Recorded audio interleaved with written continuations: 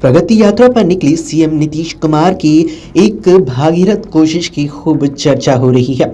वजह यह है कि उन्होंने मिथिला की पुरानी नदियों की फिर से जिंदा करने की कोशिश की है। दरभंगा की पुरानी कमला नदी, जीवछ नदी, पुरानी कमला धार को फिर से जिंदा करने की बिहार सरकार की योजना से दरभंगा के सदर प्रखंड बेनीपुर, बिरौल, बहेड़ी, कुशवेश्वर स्थान, पूर्वी और पश्चिमी सहित बहादुरपुर प्रखंड के हजारों किसानों को खेत की सिंचाई के लिए फायदा होगा। इसके निर्माण के लिए काफी दिनों से जनप्रतिनिधियों के पास इलाके के लोग गुहार लगा रहे थे। अब इसके पुनर्जीवित करने की घोषणा से इलाके के लोगों में खुशी का माहौल है। सरकार इस घोषणा के बाद अब कमला बलान नदी की धारा को मोड़ने का काम करने वाली है, जिससे इन नदियों में पानी पहुंचते हुए बाढ़ के वक्त में आने वाली ज्यादा पानी की सुखाड़ वाले इलाके में पहुंचने की बात कही गई है।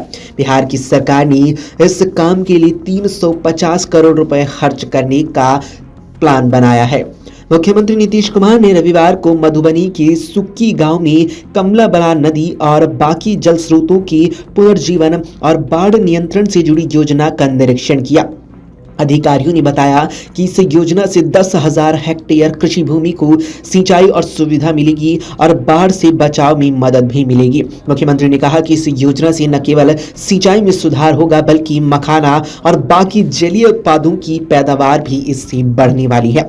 मुख्यमंत्री ने NH57 के पास कोसी नहर के विस्तारीकरण परियोजना का भी निरीक्षण किया।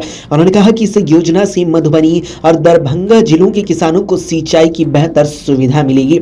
अधिकारियों का कहना रहा कि लगभग 570 करोड़ रुपए की लागत से 80 गांवों को इससे फायदा होगा और 26,900 हेक्टेयर के करीब भूमि सिंचाई के लिए सुनिश्चित की जाएगी। दरअसल दरभंगा में साल 1987 में आए प्रलयंकारी बाढ़ के बाद जिले के तारडीह प्रखंड से गुजर रही कमला बलान नदी के तटबंध टूट गए थे।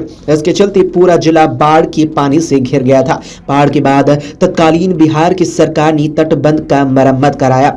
इसके बाद से ही इन नदियों का जलस्तर घट गया था।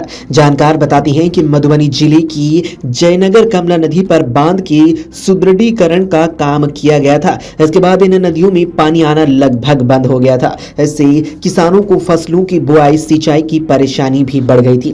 कमला नदी के तटबंध के निर्माण से पहले इन नदियों में पानी रहा करता था, लेकिन झंझारपुर से होकर दरभंगा से तारडीह प्रखंड से होकर गुजरने वाली कमला नदी के बायां तटबंध की मरम्मत के बाद से बेनीपुर के रास्ते गुजरने वाली कमला धार, जीवछ नदी और जीवछ कमला नदी की धार में पानी बिल्कुल ही बंद हो गया। बताते हैं कि इसके तटबंध का निर्माण काम साल 1987 में उस वक्त कराया गया जब जिले में प्रलयंकारी बाढ़ ने काफी तबाही मचाई थी, जिसके बाद की तत्कालीन सरकार कमला नदी के बायां तटबंध को बनवा रही थी। लोग बताते हैं कि साल 1987 के बाद साल 2004 में भी जिले में बाढ़ ने दस्तक दी थी, लेकिन उतनी बड़ी तबाही नहीं हो पाई थी।